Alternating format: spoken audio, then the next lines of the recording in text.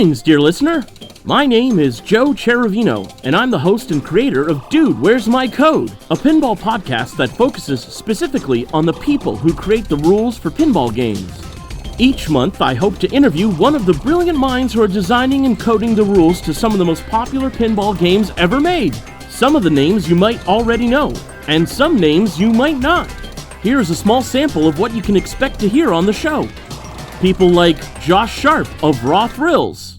I see it with the games that people still love today, and I really think it's quality over quantity. 5 excellent modes that give you all the feels that you could possibly want is better than 25 modes that are a step removed in terms of giving you that feeling of enjoyment or anxiety or whatever the mode is trying to make the player feel. If it's just Michael Bay Bass-plosions, 90 minutes of Bass-plosions with no context and no emotion isn't something that I particularly want to play. I think people get numb to that when it's just pow, pow, pow, pow, pow, pow, pow, pow, jackpot. It's like these jackpots don't mean anything. It's just yelling jackpot at me or whatever. It's all about the story you're trying to tell.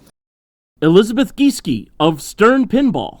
I think I've said this before. I definitely, in my interview, I was like, because I think they did ask me, it's like, what about pinball? I said, it's the best human example of marriage between creativity and ingenuity. And creativity is that the ethereal, everything that's going on in your head and the story that goes along with it. And the theming and the thematics. And then you have the ingenuity and physically and tactility. How are you going to make that happen? And sometimes ingenuity is really what drives the game, and sometimes it's that creative side that really drives the game. But every game has that, and it's so creative. And we only do this because the end result is fun. Mike Vinokur of Stern Pinball. As pinball has evolved, the games have gotten deeper and more complex. There's more to them because the business has changed and the customer base has changed. When I worked at Williams, if you look at a game like Attack from Mars, that rule set on paper and in practice is very simple. That's like a fraction of the depth of what we do now. But back then, it was extremely rare that some pinball fan would go buy a brand new in the box pinball machine and put it in their basement. Those things went to operators and they put them in arcades and bars and movie theaters, They didn't have to have the depth that they do now. But then more and more people bought them in the home. And now we sell more games, I think, to people's homes than we do to operators. You want people to get their money's worth. These games cost many thousands of dollars. You don't want somebody to buy your game and in 3 months are all right, I'm over it.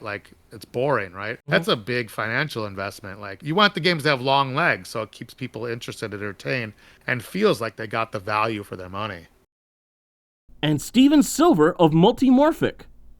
My job is to make sure everything's cohesive in the game and it all works together and it's all doing the theme justice and pulling it out there. And also in the design process of the layout of the playfield, it's a very collaborative system where we're all saying, what are the things we want to see in this game? What do we want to have happen? And then let's take a bunch of ideas and we put them all together and we're looking for the best ideas to rise to the top from all of us, right? And we've come out with some really fun layouts, I think, and some really cool toys and innovation that have come through that process. We won the Pinball Industry Awards for Best Toys for Heist, and Weird Al got it too. And so TJ is doing amazing mechanical engineering for us. So always impressed. Usually I'll come up with a really dumb idea and say, this is the bad idea. How do we make this a good idea? This is what we're all about. Dude, Where's My Code? A pinball podcast. Available now to our Patreon subscribers. We offer both an audio and video version of the show for your convenience and enjoyment. I hope you can join me on this journey into the amazing world of pinball. Thanks for listening, and always remember to keep the ball on your flipper.